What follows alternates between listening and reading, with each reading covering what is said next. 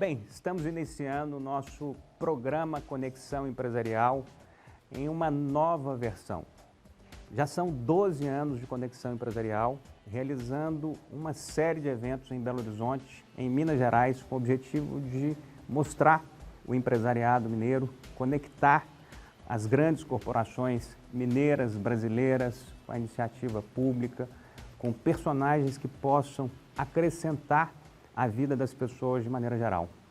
E nesse momento a gente está transformando essa atividade do Conexão Empresarial, que ao longo de 12 anos funcionou como evento, agora em um programa de televisão que vai ser veiculado no canal Viver Brasil, que vai estar à disposição tanto no streaming, nas redes sociais, YouTube, Facebook, Instagram, quanto na rede a cabo, na distribuição via cabo.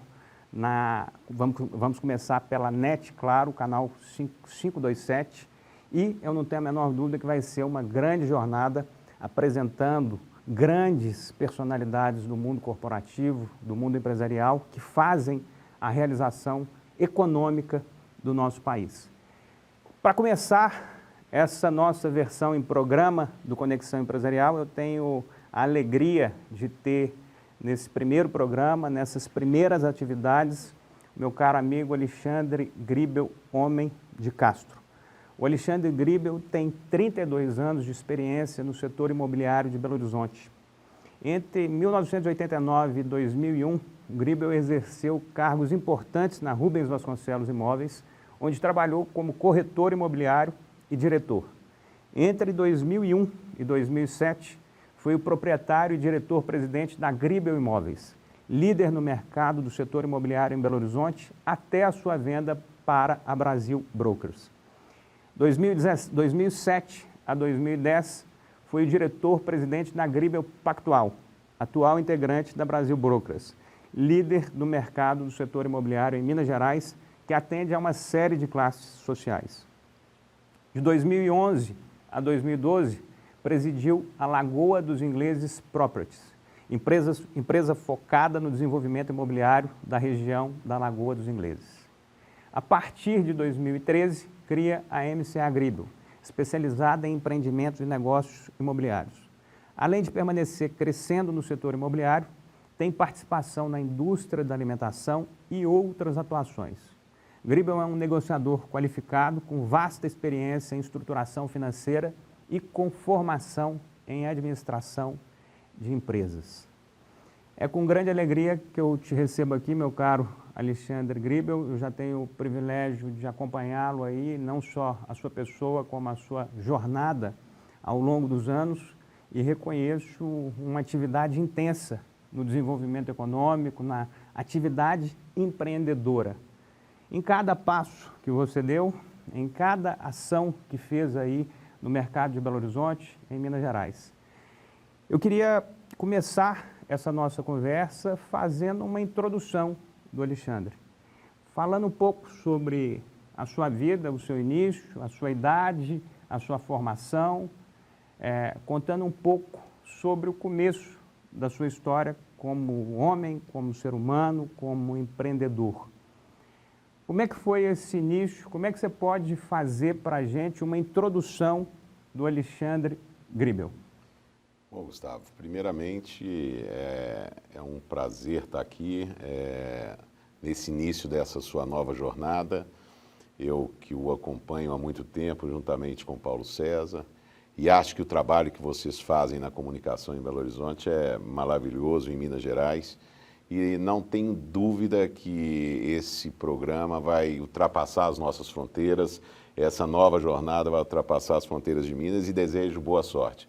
Costumo dizer que eu sou pé quente, então nós estamos você está começando a nova jornada, eu tenho o privilégio de estar aqui no primeiro dia, na estreia, no primeiro programa seu, então desejo a vocês aí uma excelente sorte nessa nova jornada aí para frente. O Alexandre Gribel começou como Juca. Meu apelido era Juca, se você me perguntar por que eu não sei também. Meu irmão mais velho, o Eduardo, que deu esse apelido. E eu sou filho de uma família de 4 filhos, 3 homens e uma mulher, sou mais novo.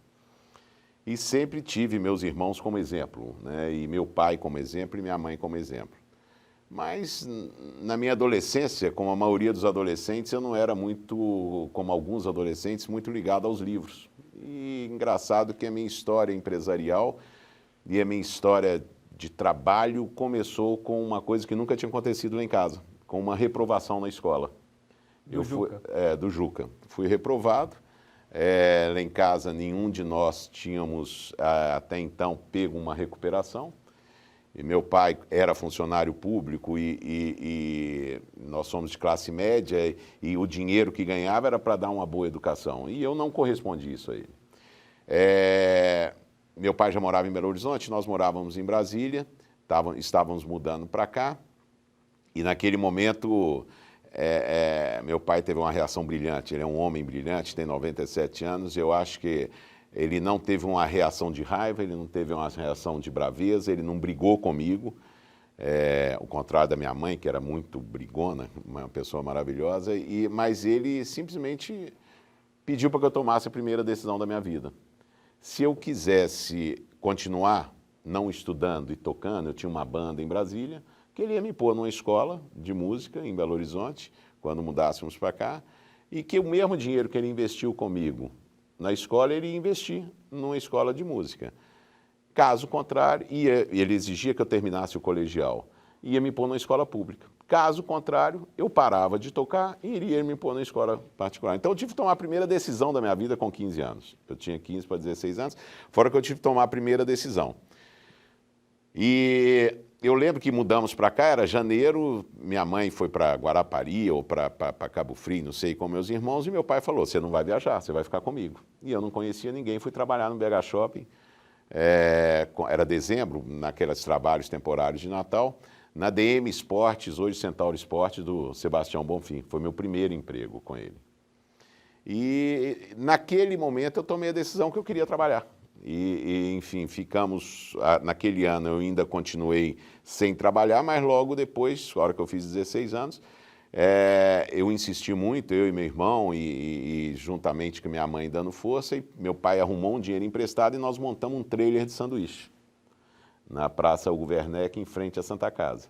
Então eu estudava de manhã, ia para o trailer logo à tarde e ficava até à noite no trailer trabalhando. E ali eu comecei a ganhar meu dinheiro. Com 15, 16 anos. Eu fui emancipado. E ali eu comecei a ganhar meu dinheiro e comecei a ter o prazer de pagar a minha escola.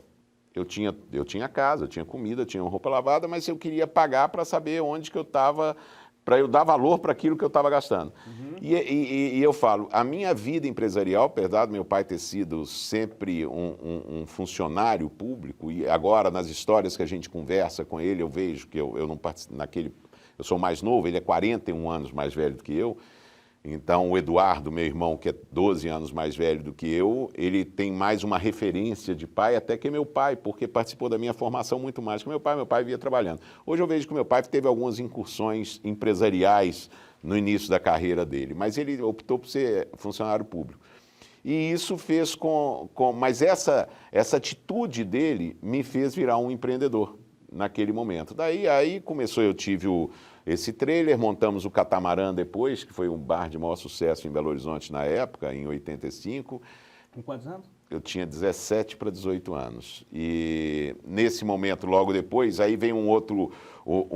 engraçado que a minha vida, ela foi marcada alguns momentos, por algumas decisões, por momentos felizes ou por momentos tristes. E aí que aconteceram algumas decisões para mim. Minha mãe faleceu quando eu tinha 18 anos, foi um impacto muito grande.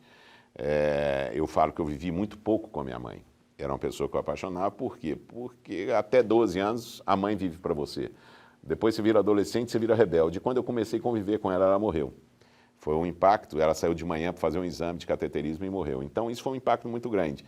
Eu desanimei de tudo e fui embora. Eu resolvi vender minha parte no Catamarã para o Eduardo, fui para os Estados Unidos primeiro, depois fui para a Europa primeiro, depois fui para os Estados Unidos, fui trabalhar, fui estudar inglês e fiquei um bom tempo fora. Isso entre 17 e 20 anos? Entre 18 e 20 anos. Ok. Resolvi ficar um bom tempo fora. E lá fora eu fiz de tudo. Eu desde lavar banheiro até ser gerente de um restaurante. E aí, por um momento também, uma decisão, eu sou uma pessoa muito ligada à família, sempre fui. Eu amo minha família, amo meus irmãos, a minha família, a minha convivência com aquele meu núcleo familiar primeiro, e primos e família. E hoje a minha família direta, minha esposa e minhas filhas. E eles também. E naquele momento, eu estava nos Estados Unidos, eu namorava com a menina, a gente morava junto lá, e naquele momento, minha irmã ligou falando que estava grávida, que a comunicação era muito difícil, né? Era carta, não tinha e-mail. Minha irmã me ligou falando que estava grávida, estava uma festa na casa dela, eu estava lá. Passou 2 meses, meu pai ligou falando que minha avó tinha morrido, ele estava triste, eu estava lá. Eu simplesmente voltei. Eu decidi voltar. Eu terminei o relacionamento, ela queria ficar lá e eu tomei uma decisão rápida. Não, eu vou voltar, eu não nasci para ficar longe do meu núcleo, dos meus. E voltei para cá e foi uma decisão rápida e aí resolvi, eu não era formado, porque eu larguei faculdade, larguei 2 faculdades, então não era, larguei lá, larguei aqui. E falei, eu tenho que me virar aqui. E aí o Eduardo, meu irmão, estava começando uma construtora em Belo Horizonte e falou comigo, pô, por que você não vai trabalhar como corretor na Rubem Vasconcelos? Eu tinha tentado, corretor para mim era aquele cara que tinha tentado ser tudo e não conseguiu ser nada. Eu vou chegar aí, nós vamos chegar aí já já, e eu quero explorar bastante esse início da Rubens Vasconcelos e da sua formação como corretor. Eu queria entender, por exemplo, nesse início da sua jornada, você citou várias vezes aí a importância do seu pai, a importância da sua família, o amor que você tem por essa relação familiar. Eu queria entender, neste processo de formação do Alexandre, quando ocorreu a sua junção, a sua formação com a Vera, quando é que ela se incorpora a essa trajetória, como é que chegam as 2 filhas e o que isso muda na sua vida nesse momento, em relação à postura do Alexandre, seja como ser humano, seja como empresário, seja como um cara que estava certamente muito mais preocupado com o presente. Quando chega-se essa história da família, começa-se a pensar no futuro a longo prazo. Qual que é a importância dessa parte familiar na sua resposta como empreendedor, como empresário, como pessoa da nossa comunidade de maneira geral? Gustavo, eu vou primeiro falar a ordem da minha vida qual é, e aí eu volto na Vera. Fechou. Na Verinha. A ordem da minha vida é Deus, família e trabalho. Eu não misturo os 3 e não ponho ninguém acima de ninguém. Eu não ponho o trabalho acima da minha família e não ponho a família acima de Deus. Falar da Verinha é um negócio muito difícil, é emocionante para mim. Ela surgiu na minha vida, a gente se conheceu, a gente teve a oportunidade de se conhecer antes, com 17, 18 anos. Ela é melhor amiga de um primo meu que é irmão. Era melhor amiga. E não nos conhecemos. E fomos nos conhecer com 22 anos.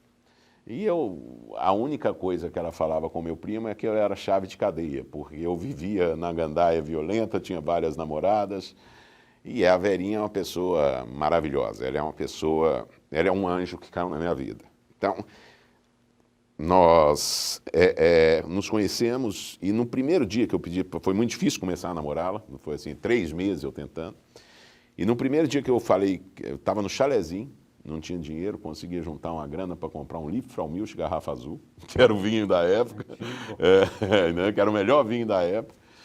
E eu me lembro direitinho, estavam comendo um fondue, e aí eu pedi ela em namoro. Ela é de uma família tradicional, melhor aluna da Faculdade Federal, passou em primeiro lugar em odontologia, e eu era tudo aquilo, eu era corretor imobiliário, estava começando minha vida de corretor. E naquele dia que eu pedi ela em namoro, eu falei, eu vou casar com você. Com quantos anos namoro? 22 para 23 anos. Estou falando isso, e eu trouxe essa história para agora, porque eu sei a importância que ela tem para a sua vida, sei a importância das suas filhas para você, e sei que ela está nessa jornada desde o começo. Estamos há 30 anos juntos, 32 anos juntos. E ao mesmo tempo que eu tenho de profissão como empresário do ramo imobiliário, como corretor que comecei, que sou corretor, sou formado em administração, formei por causa dela, da força que ela me deu. Tudo que eu tenho hoje, ou tudo que eu conquistei, não tem percentual, mas se fosse ela, eu não teria conquistado. Então, nós surgimos ali naquele momento, eu falei, ó, no primeiro dia eu falei, te amo e vou casar com você. Ela falou assim, você fala isso para todas. Eu falei, falo, mas para você eu vou casar, eu tenho certeza. E passamos, no meu início empresarial mesmo, quando eu abri minha empresa, quando eu saí da Rubem, momentos dificílimos. E se eu não estivesse e se ela não estivesse, se ela não me der, eu cheguei a ter momentos de desistir de tudo, de desistir da vida.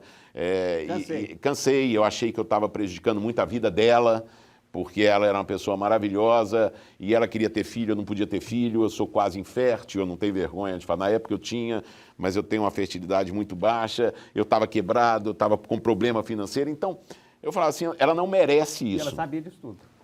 Ela não sabia, e até o dia que eu abri tudo para ela, e falo que foi outro, é o que eu falo, minha vida é feita de momentos, e esse momento foi muito importante.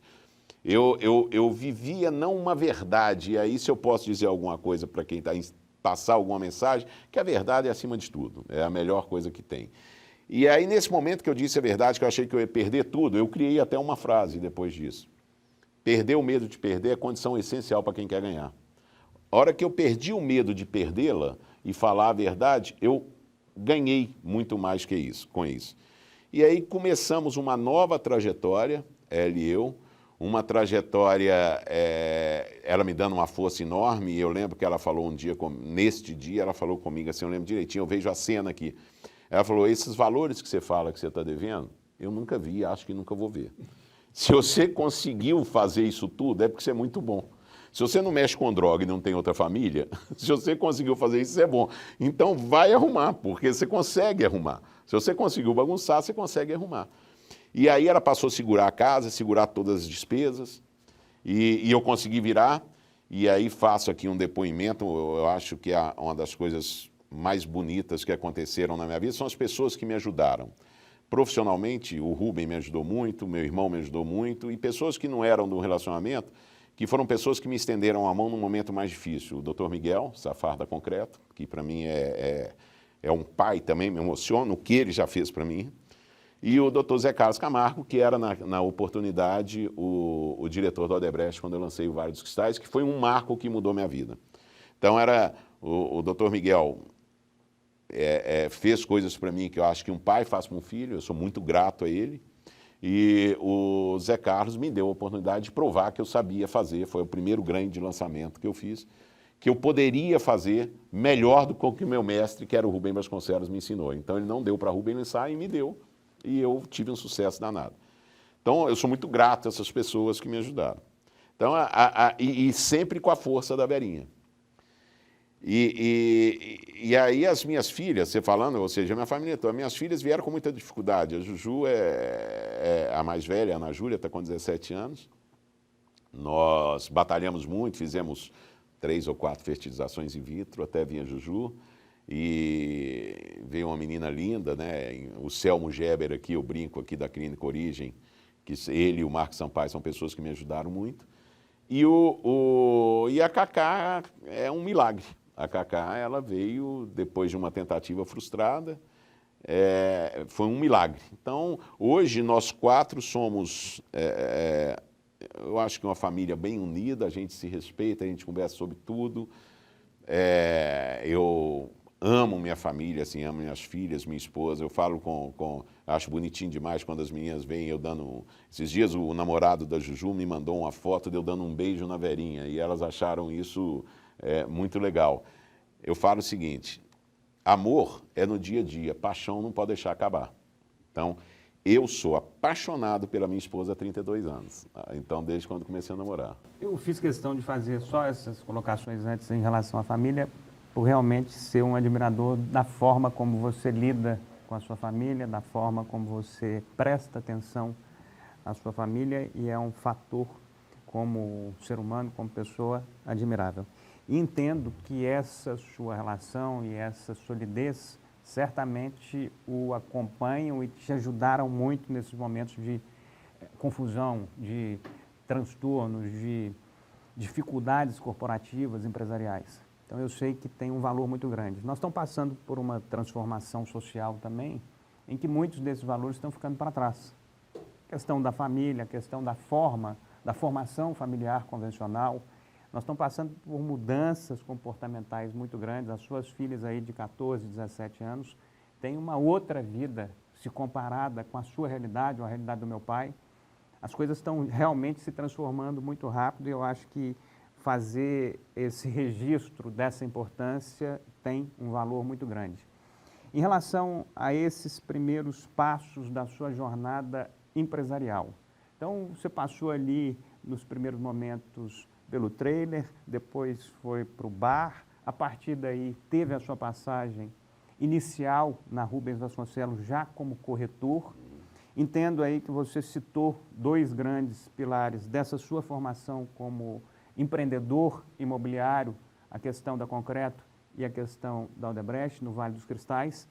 Mas quais foram os passos que você entende que te levaram a uma posição destacada no mercado imobiliário? Além desses dois, que eu sei que foram inesquecíveis, como o próprio lançamento também do Alphaville, com o Rubens Vasconcelos, você participou e foi recorde absoluto, todo mundo se lembra disso. O que você entende que, de fato, você passou e você realmente daria a sua vida para passar de novo de tão especial, de tão importante que foi para a sua formação como empreendedor? Gustavo, não tem um evento específico. Eu acho que sempre foi a coragem do desafio. A gente trabalha com um objetivo que é de ganhar dinheiro, né? Mas eu gosto muito de realizar, eu não ponho o dinheiro na frente. O dinheiro é uma consequência do trabalho que eu faço. Então, eu muitas vezes eu faço grandes negócios e ganho pouco dinheiro, mas realizo grandes negócios. Então, não tem eu acho que a grande coisa para quem está começando na vida empresarial ou para quem é empresário é ter coragem, né? E buscar os sonhos e correr atrás dos sonhos, porque os sonhos que a gente tem não chegam até a gente. O sonho, ele não vem até a gente. Você sonha e você tem que buscar o sonho. E para buscar o sonho, você tem que ter coragem. E você não pode ter medo, essa é a minha visão. Alguns me chamam de doido, muitas vezes, em algumas incursões empresariais que eu faço. Algumas coisas empresariais me chamam de doido. E a Verinha uma vez disse, se fosse para qualquer um, não precisava de você, se fosse fácil. Então, eu entro nas coisas que eu entro com vontade de acertar. E não tenho medo de perder.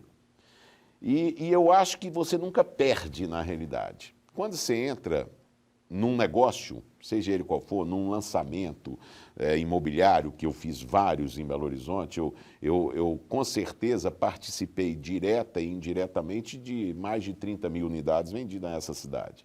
Então, eu participei do desenvolvimento de Belo Horizonte. Eu comecei no mercado imobiliário, eu participei do desenvolvimento da Zona Sul.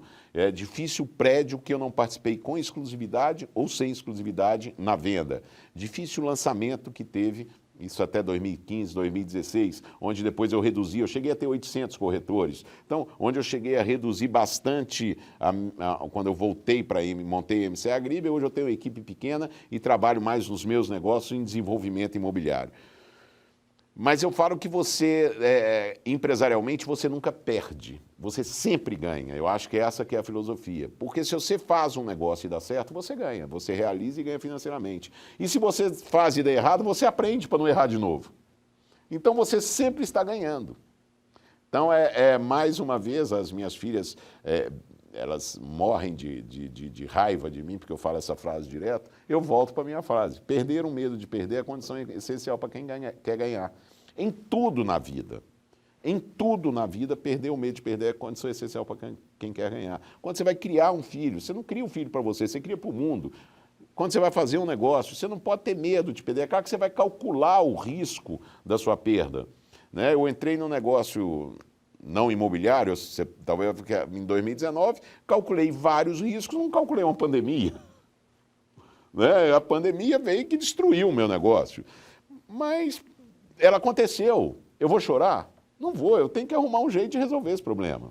Quais foram os momentos de maior perda que você falou assim, explodiu E não aguento mais. Olha, a única... Que a Verinha teve que entrar em ação e falou, não tem jeito, nós temos que voltar e vamos recuperar. Isso foi quando eu montei minha empresa. A pior coisa para o empresário, toda pessoa tem que achar que é boa naquilo que ela faz. Ela tem que acreditar, ela não pode ter certeza. Porque quando ela tem certeza, eu brinco que ela é mordida pela mosca azul. E quando ela é mordida pela mosca azul, é o início do fim. Então, você pode acreditar, você tem que acreditar que você é bom, você tem que confiar em você, mas você não pode ter certeza que você não precisa aprender nada, que você consegue fazer tudo. E quando eu montei a Gribel Imóveis, eu tinha certeza que eu era bom. Então, esse foi um grande problema. Então, eu falei, ninguém é melhor do que eu vou montar. Você estava no momento... Estava no momento voando, na Rubem Vasconcelos, saí, o avião decolando, e pô, maravilhoso, e eu consegui, tinha admiração do Rubem, tinha admiração da equipe, tinha admiração de alguns incorporadores. Pô, então eu falei, pô, eu sou o cara. Essa é a pior coisa, é o início do fim. E aí montei a empresa, eu brinco que o avião caiu lá nas Torres Gêmeas, e a turbina caiu no meu quintal. Porque me destruiu. E aí eu comecei a me embolar, porque como eu achava que era muito bom, a vaidade estraga um empresário, estraga uma pessoa. E eu não podia dar sinal de fraqueza. Cara, a maior perda, a hora que eu vi, e aí eu não tenho vergonha de falar, eu não tinha conta em banco, eu já tinha perdido conta em banco, eu já tinha perdido, enfim, pô, eu tinha título protestar. Imagina o desastre, era o meu naquele momento. E eu tinha um carro, e aí me ligaram do Banco Santander, né? Pô, a parcela está atrasada, tem 3 atrasadas, nós vamos dar busca e apreensão. Eu estava voltando de uma reunião, não sei aonde, descendo a BR, preocupado, com a cabeça cheia. Eu perguntei para a pessoa, você está onde? São Paulo ou Belo Horizonte? Não, estou em Belo Horizonte, aqui na rua Goiás, com o Espírito Santo. Lembro o endereço. Eu falei, estou indo agora para resolver isso. E esse foi um grande momento de virada minha. Foi a hora que eu abri o jogo com a Verinha. Foi esse dia que eu pensei em desistir de tudo. Porque eu cheguei, parei o carro no estacionamento do lado de Santander, fui lá, procurei a pessoa, não lembro o nome dele, procurei a pessoa, ela me atendeu, e como que o senhor quer fazer? Vamos pegar essas 3 parcelas, dividir em 80, fazer isso? Eu falei, quando é que era isso? Isso foi em 2002, 2003. Você já tinha voado. Eu já tinha voado, mas eu estava conversando com você ali antes de começar, subir de elevador é um problema, a gente tem que subir de escada. O sucesso se constrói subindo de escada e não de elevador. O elevador te dá uma falsa noção de facilidade. Então, e eu subi de elevador. Então, eu achava que eu era o cara. Então, e cheguei nesse dia, eu devolvi o carro. O cara, não, você vai, não. Faz o seguinte, bicho, você dividir em 80 parcelas, não tem dinheiro para te pagar. Toma aqui a chave do carro. Eu pus um toca-fita na época, TDK, né? O Roadstar. Pus um toca-fita, tomo o carro, tomo o documento e tomo o ticket do estacionamento. Devolvo o carro, não é assim. Eu falei, é assim, eu não vou ficar com o carro. Eu não tenho dinheiro. E me dá a carta de liberação. Ali eu fiquei umas 3 horas, veio gerente, veio diretor, e que não pode. Eu falei, cara, vocês estão me ligando, me cobrando, vocês falaram que vão dar busca e apreensão. Já está a busca e apreensão, já está o carro aqui, já busquei, já está entregue. E aí voltei para casa, fui pegar um táxi, virei para o cara, falei, quando dá o táxi até e morava no Belvedere, hein? Então, o doutor Miguel tinha me vendido um apartamento, como o pai não vende para filho. E aí, poucas pessoas sabem dessa história, você está falando aqui agora, e aí eu peguei um táxi, o dinheiro não dá para ir até o Belvedere, foi até mais ou menos ali o Poço Pontei, saí, subi a pé para casa pensando, e lá nesse dia eu pensei em desistir de tudo. Esse foi um marco, foi quando a Verinha chegou, não, você tem que ir, você chegou até aqui. Era muito fácil para ela separar naquele momento. Nós não tínhamos 10 anos de casado e ela profissionalmente muito bem, ele é ortodontista, com a clientela crescendo, começando a voar também, mas era muito competente. E era muito fácil. Pô, tô com um cara fracassado, ferrado, devendo, vou embora, tocar minha vida. Mas não, ela ali naquele momento, ela abraçou a causa. E aí, por exemplo, os 2 grandes marcos da minha vida, né, felizes, né, o nascimento, a notícia da gravidez das minhas filhas e o nascimento delas, as 2 me trouxeram um potinho de ouro. A Juju nasceu em 2004 e em junho de 2004 eu lancei o Vale dos Cristais em julho de 2004. A Cacá nasceu em junho de 2007, eu abri capital da empresa em outubro de 2007. Então eu falo que as maiores felicidades da minha vida trouxeram um potinho de ouro com elas, que deu para a gente uma nova percepção de vida, um novo caminho empresarial a seguir, entendeu? Então foi assim, e nesse momento eu sofri também uma outra coisa também que me marcou muito na vida, foi o câncer que eu tive entre a Cacá e a Juju. Eu tive um câncer de bexiga e eu também tomo decisão muito rápida. Eu comentei com o médico que eu tinha tido um sangramento jogando tênis, ele falou, faz um ultrassom, isso era na sexta, na segunda ele pegou o resultado, chamou eu e a Verinha lá, e aí o doutor Corrade, aí virou para mim e falou, você está com tumor, falou o nome lá, eu falei, é grave? Ele falou, o que eu tenho que fazer? Operar, que dia? Quarta-feira. Eu falei, vamos embora. E eu brinco que foi a notícia mais feliz que eu recebi, foi a melhor notícia que eu recebi. Então, tudo na vida, eu acho que o grande segredo é você encarar Esse negócio do câncer foi com quantos anos? Eu tinha... Foi em 2000. Uns 10 anos atrás, né? Tem uns 10 anos. E eu brinco o seguinte, foi a melhor notícia que eu recebi, não foi a pior. Tudo na vida, eu acho que poderia ser pior. Então, tudo para mim tá bom. Ninguém nunca me viu reclamando. Empresarialmente, eu sei que você teve uma ligação e tem uma presença enorme vinculada a esse mercado tão forte e importante que é o mercado imobiliário. Quanto que você chegou a vender, mais ou menos, de vendas de VGV em Belo Horizonte ao longo desses anos? Meu recorde foi em 2011, 1 bi 200. Só em 2011 você vendeu 100 milhões por mês, mais ou menos. 1 bilhão e 200 milhões de reais. 1 bi 100, 1 bilhão e 200. Então, Isso em 2011. E era uma loucura, porque eu tinha quase 800 corretores. E eu deixei de ser empresário e virei psicólogo. Porque lidar com gente é uma coisa complicada. E com 800? E com 800 corretores? E com 800 corretores, que eu falo que é a profissão mais difícil e mais gostosa. Eu devo tudo à corretagem. Mas o corretor, e sou corretor, eu nunca preenchi uma ficha fiquei feliz de você falar corretor aqui na hora que você abriu. E por último, falar que eu tenho formação de administrador, porque fiquei muito feliz, porque eu sou corretor imobiliário, eu não sou administrador de empresa, tenho orgulho de ser. Eu escolhi ser corretor, mas é uma profissão muito difícil, porque ele te paga muito dinheiro de comissão, todo mundo acha que você não faz nada, né? Você tem que provar que faz alguma coisa há muito tempo, mas ele te paga quando você vende. E vender um apartamento não é fácil, você tem que trabalhar muito. Sim. Então você sai rico de casa todo dia e volta sem dinheiro, porque não é igual vender sapato, vender roupa, que todo dia você está vendendo, está entrando dinheirinho. Então você pode passar meses sem vender. Eu, graças a Deus, na minha história como corretor, eu fui 8 meses corretor, né, plantonista do Rubem, depois virei gerente, diretor, vice-presidente, muito rápido. Mas minha história de corretor nunca fiquei sem vender, porque eu falava, eu tenho que vender muito, eu tenho sonhos para alcançar. Então eu tenho metas, eu tracei minhas metas muito cedo. Quando eram metas desde casar e ter minha família, até ter coisas materiais. Tem algumas coisas que eu não conquistei ainda, faltam umas 3 ou 4 materiais para conquistar, mas que eu vou conquistar. Essas metas te carregam?